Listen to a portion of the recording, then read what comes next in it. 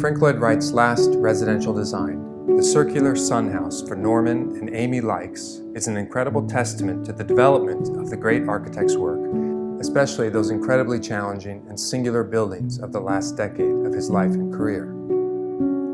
The design was completed just before Wright died. The house was commissioned for a hillside property overlooking the Biltmore area. Construction was overseen by John Rattenbury, who worked with Wright on the house plan.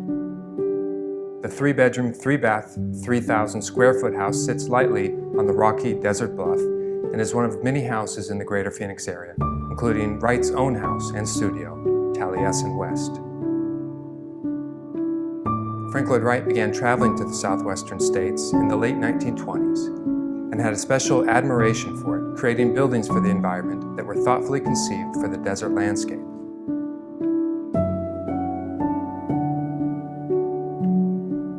Frank Lloyd Wright's concept of organic architecture is prevalent as one experiences the Lykes house.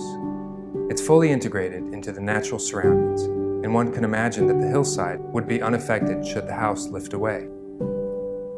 The house itself is an advancement of the formal aspects Wright championed throughout his career, the emphasis on unity of form, concept, and the practical concerns of daily life.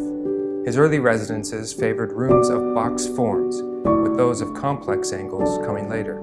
The Lykes house is the ultimate progression of these ideals, drawn entirely of circles, intersecting and interacting.